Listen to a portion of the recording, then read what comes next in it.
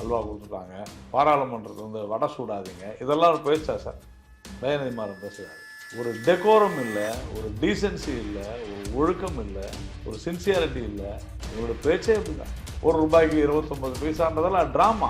இது வந்து உண்மையிலேயே ஒரு நாடகம் ஆடிக்கொண்டிருக்கிறார்கள். இந்த மாதிரி பேசுவதே தவறு. இது வேணும்னே ஒரு பிரிவினையை உருவாக்க வேண்டும் என்பதற்காக பேசுகிற பேச்சு. நீங்க என்ன வேணாலும் சொன்னா அதுக்கெல்லாம் பதில் சொன்னா இருக்கணுமா? நீங்க நான் கூட தான் சொல்றேன், வெளியே பண்ணல, ட்ரையல் பண்ணி டெய்லி உட்காந்துட்டு பேப்பர், ஒயிட் பேப்பர் கொடுப்பாங்க.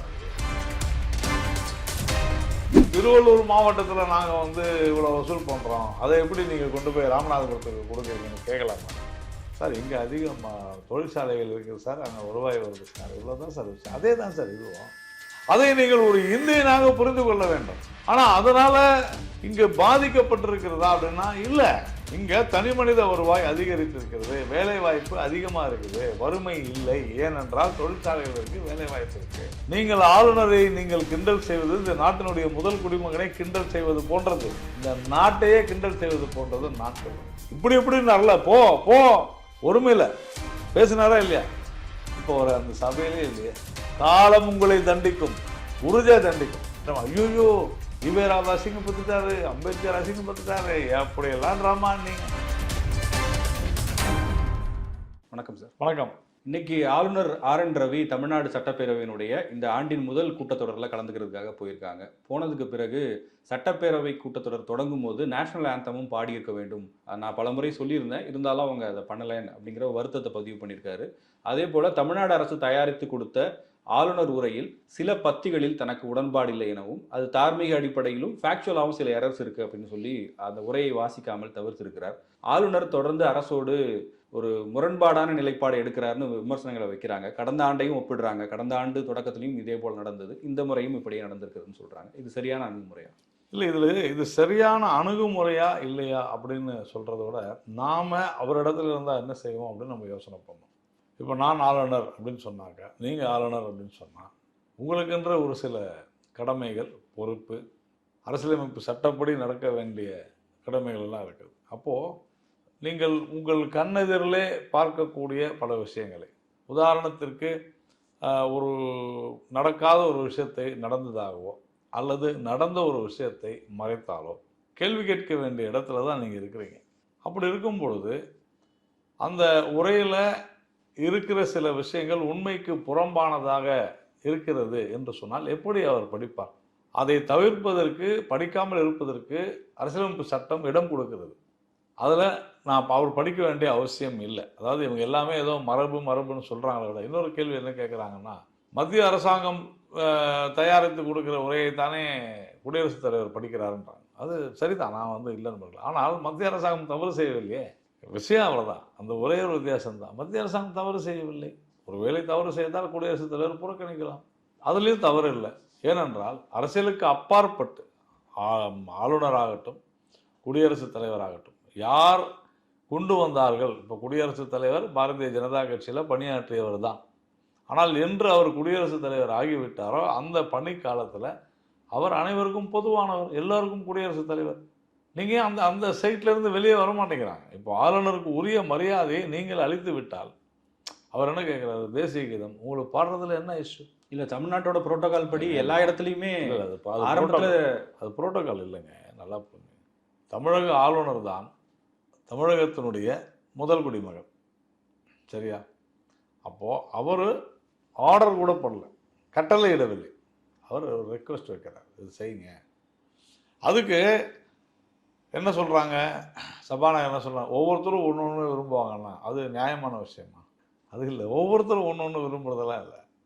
ஆளுநர் அவருடைய அரசு, இது மக்களால் தேர்ந்தெடுக்கப்பட்ட அரசு தானே சார். நான் தான் லீகலான வார்த்தையை சொல்கிறதுக்கு முன்னால் நீங்கள் சொல்லிட்டீங்க. லீகலாக நீங்கள் அவர் குடியரசுத் தலைவருடைய பிரதிநிதி அப்படின்றத புரிஞ்சுங்க. அப்போது லீகலாக இது அவருடைய கான்ஸ்டியூஷனலி அவருடைய அரசு. அவர் என்ன சொல்கிறார்? உங்கள்கிட்ட வந்து ஒரு முடியாத ஒரு விஷயத்தை கேட்டாலும் கூட, சட்டத்திற்கு புறம்பான விஷயத்தை கேட்டாலும் கூட பரவாயில்ல. ஆனால் அவர் என்ன சொல்கிறாரு? நான் ரெக்வெஸ்ட் பண்ணேன், அட்வைஸ் பண்ணேன், அதை செய்ய மாட்டேங்கிறாங்க, வருத்தப்படுறாரு. ஃபைன். அதே சமயம் பல விஷயங்களில் அவர் நம்ம படிக்கணும், என்னென்னலாம் தவறு இருக்குன்றதை போன முறை நம்ம பார்த்தோம் என்னென்ன. அந்த மாதிரி உண்மைக்கு புறம்பான தகவல்களை வெளியிடுவது சரியா அப்படின்றது தான் கேள்வி. ஆனால் ஒரு அரசு நான் விரும்புவது போல் தான் நான் செயல்படுவேன் என்று சொல்ல முடியாது சார். இல்ல அவங்க என்ன சொல்றாங்கன்னா, இந்த உரையை நாங்க ஏற்கனவே அவருக்கு அனுப்பி அவரோட ஒப்புதலோட தான் இங்க கொடுக்குறோம் அப்படி. போன முறை என்ன ஆச்சு, அப்போ அதை வந்து திருத்தி கொடுத்தாலும் கூட இங்க மறுபடியும் அது வந்துருச்சுன்னா கான்ட்ரவர்சி இருந்துச்சு. அப்போ என்ன பண்ணாருன்னா, எது அவருக்கு ஏற்பு இல்லையோ அதை விட்டுட்டு படிச்சார். அப்போ என்ன சர்ச்சையை கிளப்பினாங்க, ஐயோ அம்பேத்கர் பெயரை விட்டு விட்டாரு. அவர் வந்து விட்டது என்னன்னா ஒரு பெரிய பத்தியிலே பல பேராகிராஃப், அதனால தான் அவர் பேராகிராஃப்னு சொல்றாரு. அப்போ பல அந்த வரிகளில் ஒரு சர்ச்சையான ஒரு கருத்தை, உண்மைக்கு புறம்பான கருத்தை எழுதியிருக்கு. அந்த வரிகளில் கொண்டு போய் நீங்கள் அண்ணல் அம்பேத்கர் பெயரையும் ஈவேரா பெயரையும் நீங்கள் வந்து சேர்த்துட்டு வேணும்னே அரசியலுக்காக ஐயோ அந்த பேரை சொல்ல விட்டாங்களேன்னு, அது அரசு மலிவான அரசியல் இல்லையா? அதனால மொத்தமாக படிக்கல. என்ன உங்களுக்கு பிரச்சனை? ஆனால் ஒரு ஆளுநரை அவையில் வைத்துக்கொண்டு கிண்டல் செய்வதெல்லாம் இதுதான் நாகரிகமா? இதுதான் தமிழர் பண்பாடா? இது தவறு இல்லை. இப்போ நீங்கள் சொல்லும்போது அந்த உரையில் சில ஃபேக்சுவல் எரர்ஸ் இருக்குது. ஒரு தவறான விஷயத்தை எப்படி ஆளுநர் படிப்பாருன்னு கேட்குறீங்க. மரபுப்படி ஆளுநர் எப்படி படிப்பாருன்னு நான் கேட்கல. அதை படிக்காமல் இருப்பதற்கு அவருக்கு உரிமை இருக்கிறதுன்னு சொல்கிறேன். ஓகே சார், அது அவருக்கான உரிமை இருக்கிறதுன்னு சொல்கிறீங்க. இப்போ அதே நேரத்தில் தமிழ்நாட்டுக்கு வர வேண்டிய நிதியை ஆளுநர் பெற்றுத்தரலாமேன்னு அவங்க சைட்லேருந்து கேட்குறாங்க சார். அதாவது இது வந்து மறுபடியும் அரசியல் ஆக்குவது என்பதே தவறு. இந்த வெள்ள நிவாரணம் நிதி என்பது என்னவோ இதுக்கு முன்னால் திமுக அங்கம் வகித்த காங்கிரஸ் கூட்டணி ஆட்சியில் அப்படியே ஒரே மாதத்தில் கொண்டு வந்து அப்படியே கையில் குத்துட்டா மாதிரியும், இதெல்லாம் என்ன மாதிரியான பேச்சுக்கள் அது? என்ன இதில் இவ்வளோ ஒரு மலிவான அரசியல் செய்கிறாங்க? மாநில பேரிடர் நிவாரண நிதி, தேசிய பேரிடர் நிவாரண நிதி, இது எல்லாமே பொதுவான உடனடியாக மக்களை உடனடியாக அந்தந்த ஓரிரண்டு நாட்களுக்கு உடனடியாக எமர்ஜென்சி நீடு, அதற்காக உருவாக்கப்பட்ட நிதி தான். அதன் பிறகு எந்த ஒரு விஷயமாக, எந்த ஒரு நிவாரணமாக, எந்த ஒரு இழப்பீடாக இருந்தாலும் துறை சார்ந்து தான் நடவடிக்கைகள் எடுக்கப்படும். இதுதான் செய்ய முடியும், இதுதான் சட்டம். அப்போது துறை சார்ந்தன என்ன? இப்போது மின்சார வாரியம் இதில் ஒரு பெரிய பிரச்சனை இருக்குது. மின்துறையில் அப்படின்னு சொன்னால் மின்துறையிலேருந்து இங்கேருந்து கணக்கு எடுப்பாங்க, அங்கே அனுப்புவாங்க. இப்போ நம்ம பிப்ரவரியில் இருக்கிறோம். பட்ஜெட்டில் வந்து எவ்வளோ பணம் இருக்கோ அதிலேருந்து தான் ஒதுக்க முடியும். சரிதானே? பட்ஜெட்டில் நிதிநிலை அறிக்கையில் எவ்வளோ பணம் இருக்குதோ அதில் இருந்துச்சுன்னா ஒதுக்குவாங்க, இல்லைன்னா அடுத்த வருஷத்தில் ஒதுக்குவாங்க. பட்ஜெட் போடும்போது ஒதுக்கிடுவாங்க. அப்போது ஏற்கனவே உள்ள இழப்பீடை இதிலிருந்து அட்ஜஸ்ட் பண்ண சார். இதுதான் வந்து காலங்காலமாக நடக்கக்கூடிய ஒரு நடைமுறை. எதுவுமே தரல, தமிழ்நாட்டு மக்களுக்கு அல்வா கொடுத்துட்டாங்க. உங்களுக்கு நான் சொல்கிறேன், இதெல்லாம் பேசலாமா? இதெல்லாம் வந்து அல்வா கொடுத்துட்டாங்க, பாராளுமன்றத்தில் வந்து வடை சூடாதீங்க, இதெல்லாம் ஒரு பேச்சா சார்? தயாநிதிமாறன் பேசுகிறாரு. ஒரு டெக்கோரம் இல்லை, ஒரு டீசென்சி இல்லை, ஒரு ஒழுக்கம் இல்லை, ஒரு சின்சியாரிட்டி இல்லை. இவங்களோட பேச்சே இப்படி தான். நான் கேட்குறது, திமுக அங்கம் வகித்த காங்கிரஸ் கூட்டணி ஆட்சியில் நீங்கள் எப்படி நிதி ஒதுக்கினீங்களோ அப்படி நிதி ஒதுக்குவோம். இப்போ நீங்கள் வந்து இது எப்படி நீங்கள் பணம் கொடுக்கல? 50,000 கோடி எப்படி 50,000 கோடி எப்படி கொடுப்பாங்க? துறை ரீதியாக இப்போ உதாரணத்திற்கு அரசு கட்டிடங்கள் பிரச்சனை அப்படின்னு சொன்னால் பொதுப்பணித்துறையிலேருந்து கொடுப்பாங்க. கல்வியில் எதனா ப்ராப்ளம் இருந்துச்சுன்னா கல்வித்துறையிலேருந்து கொடுப்பாங்க. தொழில்துறைனா தொழில்துறையிலேருந்து கொடுப்பாங்க. இதானே சார் வழக்கம்? இப்படி தானே கொடுக்க முடியும். எங்கேருந்து பணம் கொடுப்பாங்க? இன்றைக்கி வந்து சபாநாயகர் சொல்கிறார், பிஎம் கேரில் வந்து சும்மா கிடைக்குது பணம். உங்களுக்கு தெரியுமா சும்மா கிடைக்குதுன்னு? என்ன அடிப்படையில் அவர் வந்து சொல்கிறாரு? எந்த அடிப்படையில்? அப்படின்னா சிஎம் ரிலீஃப் ஃபண்டில் கூட தான் பணம் இருக்குது, அங்கே எடுத்து கொடுங்க. அதில் டிரான்ஸ்பரன்சி இல்லைன்ற ஒரு குற்றச்சாட்டை அவங்க வைக்க அந்த நீங்கள் பாருங்கள், அதுக்கு சம்மந்தம் இல்லை. டிரான்ஸ்பரன்சி இல்லைன்னு யார் சொன்னது? நீங்கள் என்ன வேணாலும் சொன்னால் அதுக்கெல்லாம் பதில் சொன்னா இருக்கணுமா? நீங்கள் நான் கூட தான் சொல்கிறேன், சிஎம் ரிலீஃப் ஃபண்டில் டிரான்ஸ்பரன்சி இல்லைன்னு. டெய்லி உட்காந்துட்டு பேப்பர் ஒயிட் பேப்பர் கொடுப்பாங்களா? அதுக்கு என்ன சார் அதெல்லாம்? எதை வேணாலும் பேசலான்றதுல முதல்ல ஃபஸ்ட்டு இந்த வெள்ள நிவாரணம் அப்படின்னா அது எப்படி வருதுன்றத ஒரு கிளாஸ் எடுக்கணும். வேணும்னா நான் இவங்களுக்கெல்லாம் போய் கிளாஸ் கூட எடுக்கிறேன், நான் ஒன்றும் பிரச்சனை இல்லை. முதலமைச்சர்லேருந்து உதயநிதியிலேருந்து அத்தனை பேருக்கு நான் வேணா கிளாஸ் எடுக்கிறேன். ஏன்னா கேலி கூத்தா செஞ்சுக்கிட்டு இருக்கிறாங்க. ஒரு நிவாரணம் அப்படின்னு சொன்னால் உடனடி நிவாரணம் அப்படின்னு சொல்கிறதுக்கு தான் 2004க்கு பிறகு டிசாஸ்டர் ரிலீஃப் ஃபண்டு உருவாக்கினாங்க. இன்றைக்கி அது உடனடியாக என்ன பண்ணுமோ உடனடியாக கொடுக்குறாங்க. அதன் பிறகு ஏற்பட்ட இழப்பீடுகள் ஏதாவது இருந்தால் மாநில அரசு செலவு செய்யும். இதில் நடிகை ரோஜா வந்து இந்த பிரச்சனை வந்தபோது ஒரு ரொம்ப காஞ்சிபுரத்தில் ஒரு பேட்டி கொடுத்தாங்க. நீங்கள் பார்த்தீங்களான்னு தெரில. அவங்க ரொம்ப அழகாக சொன்னாங்க. அதில் என்ன போய் குறை சொல்கிறதுக்கு இருக்குது? முதல்ல மாநில அரசு செலவு பண்ணிடுறோம், அது பிறகு மத்திய அரசு அதை வாங்கும். நீங்கள் வேணால் சொல்லுங்கள், ஐயா எங்கள்கிட்ட ஒன்றுமே இல்லை, நாங்கள் அரசை ஒழுங்காக நிர்வாகம் செய்ய தவறிவிட்ட காரணத்தினால எங்களால் டாஸ்மாகை தவிர வேறு எங்கேருந்து வருவாய் ஈட்ட முடியாததுனால, எங்களுக்கு தெரியாததுனால, எங்களுக்கு இன்னும் தெரியாது, அரசாங்கத்தை நடத்த முடியாது, அதனால் இப்படி ஆயிடுச்சு அப்படின்னு சொன்னால் நாளை காலையில் நீங்கள் வீட்டை விட்டு நீங்கள் தயவு செஞ்சு ஆட்சியை விட்டு வெளியே போடுன்னு சொல்லுவாங்களா மாட்டாங்களா? இல்லை, அவங்க என்ன சொல்கிறாங்கன்னா, நம்ம ₹1 வரி கட்டுறோம், அதுலேருந்து இவங்க 26 பைசா தானே திரும்பி தராங்க, எங்கள் வீட்டு பணத்தை தானே நாங்கள் கேட்குறோம். இல்லைங்க, என்ன இவங்க புரியாத பேசுகிறாங்க? ₹1 வரி யார்கிட்ட இருந்து வாங்குறாங்க? நம்ம மக்களிடம் இருந்து தான். நம்ம மக்கள்கிட்ட இருந்து. எந்த மக்கள்கிட்ட? தமிழ்நாட்டில இருந்து. நம்ம இப்போ உண்டாய் கார் எங்கே விற்கிறாங்க? தமிழ்நாட்டு மக்கள் மட்டும்தான் உண்டாய் கார் வாங்குறாங்களா? எல்லாமே எல்லா இடத்துலையும். சரி, இங்கே 50% சேவை வரி தெரியுமா உங்களுக்கு? 50% வந்து சேவை வரி மூலமாக வருவாய் யாருக்கு? எங்கே? மாநில அரசாங்கத்துக்கு. தமிழ்நாட்டில் கிட்டத்தட்ட 30 விழுக்காடுக்கு மேலே தொழில்துறையிலிருந்து வரி. அதில் தான் இப்போ சொன்னேன் உண்டாய் கார். தமிழ்நாட்டு மக்கள் மட்டும்தான் உண்டாய் கார் வாங்குறாங்களா? உத்தரப்பிரதேசத்தில் வாங்குறாங்களே, அப்போ வரி கட்டலையா? சொல்லுங்கள் சார், வரி கட்டுறாங்களா இல்லையா? ஆனால் உத்தரப்பிரதேசத்தில் உண்டாய் காரை விற்கிறது இல்லை, உற்பத்தி பண்ணுறதில்ல. இங்கே சேவைத்துறை, தொழில்துறை எல்லாம் சேர்ந்து மாதிரி 60-70% அங்கே விவசாய உற்பத்தி மட்டும்தான். இப்போ அங்கேருந்து ஒரு 10 லட்ச ரூபாய் உண்டாய்க்காரங்கன்னா 2 லட்ச ரூபாய் வரி வந்து அவங்க கட்டுறாங்க உத்தரப்பிரதேசத்துலேருந்து. அப்போ அங்கேருந்து நம்ம 10 லட்ச ரூபாய்க்கு விவசாய பொருள் வாங்கினா எவ்வளோ வரி கட்டுறோம் தெரியுமா உங்களுக்கு? 0. ஏன்னா விவசாய பொருளுக்கு வரி இல்லை.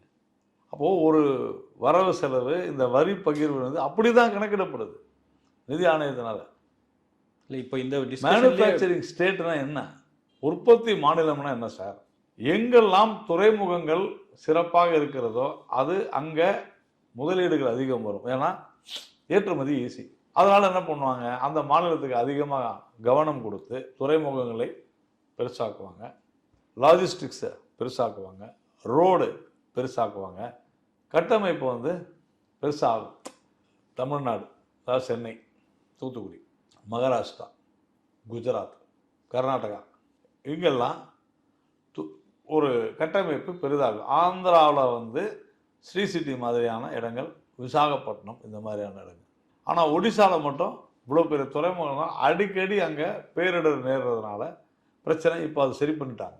அப்போது துறைமுகங்கள் இருக்கக்கூடிய நகரங்கள், மாநிலம்ன்றதோட அந்த நகரங்களுக்கு முக்கியத்துவம் கொடுக்கப்படுகிறது, கட்டமைப்பு பெருகுகிறது. இதாங்க விஷயம். அது வெறும் அந்த மாநிலத்துக்காக நம்ம வந்து கணக்கு எடுத்துக்கூடாது. துறைமுகம் இருக்கிறதுனால செய்கிறோம், அங்கே தனி மனித வருவாய் அதிகமாகிறது. இதானே ஜெயசந்திரன் விஷயம். இவ்வளோ தானே. அப்போது இங்கே வரி கட்டுறாங்க, இங்கே இருக்கக்கூடிய முதலீடுகள், இங்கே இருக்கக்கூடிய செலவினங்களை மற்ற எந்த மாநிலத்துக்கு செலவு பண்ணலையே கட்டமைப்புக்கு. இங்கே தனி மனித வருவாய் அதிகமாக இருக்குதுன்னு காரணம் என்ன? அதை நம்ம புரிஞ்சுக்கணும். அப்போது உத்தரப்பிரதேசத்தில் வரி நம்ம வாங்கலை, அங்கே வந்து பாப்புலேஷன் அதிகமாக இருக்குது. உத்தரப்பிரதேசம் 23-24 கோடி பேர் இருக்கிறாங்க. அங்கே தனி மனித வருவாய் என்ன, இங்கே தனி மனித வருவாய் என்ன? என்ன நீங்கள் பேசலாம்? ஒரு ரூபாய்க்கு 29 பைசான்றதெல்லாம் ட்ராமா. இது வந்து உண்மையிலேயே ஒரு நாடகம் ஆடிக்கொண்டிருக்கிறார்கள். இந்த மாதிரி பேசுவதே தவறு. இது வேணும்னே ஒரு பிரிவினையை உருவாக்க வேண்டும் என்பதற்காக பேசுகிற பேச்சு இது. எத்தனை வருஷமா ஏதோ காங்கிரஸ் கர்நாடகாவில் வந்து ₹1 கொடுத்தா 75 காசு வந்தா மாதிரியும், இன்னைக்கு தான் வந்து 25 காசு வந்தா மாதிரியும் பேசுறது எவ்வளோ பொய், பித்தலாட்டமா இல்லையா? என் கம்யூனிஸ்டுகளுக்கு இவ்வளோ நான் வாய்களே பேசுகிறாங்கல்ல, எனக்கு எல்லாம் தெரியும்னு பேசுகிறாங்கல்ல, கம்யூனிஸ்டுக்கு தெரியாதா? அப்போது இப்போ உதாரணத்துக்கு சொல்கிறேன், தமிழ்நாட்டிலே மிக பணக்கார மாவட்டம் எது தெரியுமா உங்களுக்கு? திருவள்ளூர் தான் சார். நான் சொல்கிறது பணக்கார மாவட்டம் இல்லை, இண்டஸ்ட்ரீஸோட இன்கம் அங்கே. நான் சொல்கிறது வருவாய் அதிகமுள்ள மாவட்டம்னு சொல்லு. பணக்கார மாவட்டம் கன்னியாகுமரி, விருதுநகர் வரும், திருப்பூர் வரும். சரி, ஏன் சொல்கிறேன்னா அதே மாதிரி வருவாய் ஈட்டும் மாவட்டம் அப்படின்னு சொன்னால் நீங்கள் சொல்கிறது தான் திருவள்ளூர், காஞ்சிபுரம், கோயம்புத்தூர், சென்னையே கிடையாது ஆக்சுவலாக அதில் மாவட்டம்னு பார்த்தோம்னா. அப்போது திருவள்ளூர் மாவட்டத்தில் நாங்கள் வந்து இவ்வளோ வசூல் பண்ணுறோம், அதை எப்படி நீங்கள் கொண்டு போய் ராமநாதபுரத்துக்கு கொடுக்குறீங்கன்னு கேட்கலாமா? சார் இங்கே அதிகம் தொழிற்சாலைகள் இருக்குது சார், அங்கே வருவாய் வருது சார், இவ்வளோ தான் சார் விஷயம். அதே தான் சார் இதுவும். அதை நீங்கள் ஒரு இந்தியனாக புரிந்து கொள்ள வேண்டும். ஆனால் அதனால் இங்கே பாதிக்கப்பட்டிருக்கிறதா அப்படின்னா இல்லை.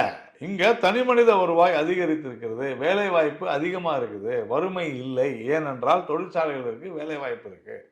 சார் அதுதானே சார் பொருளாதாரம். அப்புறம் இவங்க பேசுறதுல எதனா அர்த்தம் இருக்கா? அபத்தத்தை தவிர வேற எதனா இருக்கா? இங்க வேற ஒன்றுமே இல்லை. ஏன் நீங்கள் 10 வருஷம் ஆட்சியில் இருந்தீங்களே, கணக்கு கொடுங்க. ₹1 நீங்கள் எவ்வளோ கொடுத்தீங்கன்னு கணக்கு கொடுங்க. நான் என்ன கேட்குறேன், இப்போ கொடுக்குறத விட அதிகமாக ₹1 அவங்க 1 பைசா கொடுக்கட்டுமே. இப்போ இவங்க சொல்கிறத விடங்க 29 பைசா சொல்கிறாங்கல்ல, நாங்கள் 32 பைசா நாங்கள் வந்து கொடுத்துக்கிட்டு இருந்தோம் சொல்லுங்க பார்ப்போம். இவ்வளோதான் விஷயம். அப்போது இவங்க சொல்வது எல்லாமே பசப்பு வார்த்தைகள், ஃப்ராட், அவ்வளோதான். இந்த ஆளுநருக்கும் அரசுக்கும் இடையான மோதல் என்பது மற்ற நம்ம ப்ரொடக்டிவான விஷயங்களை பேசாமல் இப்படியான ஒரு வேற நரேட்டிவாக மாறுது. இது தவிர்க்க வேண்டியது யார்? ஆளுநர் தரப்புலையும் சில விஷயங்களை தவிர்க்கலாமே. இல்லைங்க, அரசு ஏன் நீங்கள் ஆளுநர் தரப்புலையும் திறக்கலாமே நீங்கள் வந்து கேட்காதீங்க. அரசு தரப்புல ஏன் தவிர்க்க மாட்டாங்க? ஆளுநர் தரப்புல பொய் இருக்குதா? இப்போ டிஸ்கஸ் பண்ணுங்க, இதில் என்ன பொய், இதில் என்ன உண்மைன்னு. இப்போ லாஸ்ட் டைம் போயிட்டு ஆளுநரை நேரடியாக சந்திச்சு பேசினாங்க உச்சநீதிமன்றம் சொன்ன பிறகு. அது சொல்லியும் ஏன் அந்த மாதிரி பிரச்சனை பண்ணுறாங்க அப்படின்னு நான் கேட்குறேன். சரி, ஆளுநரை பொறுத்த வரைக்கும் அவர் ரொம்ப தெளிவாக சொல்கிறாரு சார், இதில் சில உண்மைக்கு புறம்பான, நீங்கள் ஒத்துக்கிறீங்களா அதில் சொல்கிறதெல்லாம் உண்மைதான்ட்டு? ஆளுநரை விட்டுருங்க சார். என் பேரில் ஒரு அறிக்கை வருதுன்னு சொன்னால் அதில் தவறு இருந்தால் நான் சொல்ல தான் சார் செய்வேன். நான் அதை போன முறை சொன்னேன், ஆளுநர் சொன்னார். இல்லை, இது பற்றி எடப்பாடி பழனிசாமிட்டையும் கேட்குறாங்க சார். அவர் என்ன சொல்கிறாருன்னா, எங்கள் ஆட்சியில் ஆளுநர்கள் இப்படியெல்லாம் பண்ணல, இப்போ தான் பண்ணுறாங்க அப்படிங்கிறது சொல்லியிருக்காரு. அப்படின்னா அதான் சொல்கிறேன், அதிமுக ஆட்சி. நான் மட்டும் என்ன சொன்னேன், மத்திய அரசு தவறு செய்யாது, அதனால குடியரசுத் தலைவர் ஒன்றும் பிரச்சனை இல்லை. இப்போ நீங்கள் தவறு செய்கிறீங்க, அவர் கேட்குறாரு. இல்லை, இதுக்கு இன்னொரு பர்செப்ஷன் கொடுக்கப்படுது, எதிர்கட்சிகள் ஆளும் மாநிலங்களில் தான் ஆளுநர்கள் இப்படி பண்ணுறாங்கன்னு. இல்லை சார், நான் என்ன சொல்கிறேன், நீங்கள் வேண்டும் என்ற ஆளுநர் வந்து மத்திய அரசினுடைய ஏஜெண்டாக செயல்படுவதாக நீங்கள் நினைத்து கொண்டால் நம்ம அது ஒன்றும் செய்ய முடியாது. இது வந்து டெஃபினட்டாக வந்து இது ஒரு மோதல் போக்கு வந்து அவசியமற்றது. என்னை பொறுத்த வரைக்கும் இதெல்லாம் பரபரப்பு தானே தவிர வேறு ஒன்றும் இல்லை. இது பரபரப்புக்காக எதையாவது பேசுவது என்பது தவறான விஷயம். நான் என்னை பொறுத்த வரையிலும் ஒரு தேசிய கீதம் 2 முறை பாடலாம், செஞ்சுட்டு போங்க. உங்களுக்கு 30 செகண்ட் தானே சார், உங்களுக்கு என்ன பிரச்சனை? அதெல்லாம் நான் செய்ய மாட்டேன், என்ன பிடிவாதம்? என்ன பிடிவாதம் எனக்கு புரியல. அவர் தேசிய கீதம் வாசிக்க சொன்னவர் அது அந்த நிமிஷம் வரைக்கும் கூட நிற்காம முன்னாடியே கிளம்பி போயிட்டாருன்னு சொல்கிறாங்க. இப்போ நீங்கள் எண்ட் ஆஃப் தி டேல தான் பண்ணுவாங்க, முழு நாள் அவர் உட்கார மாட்டார்.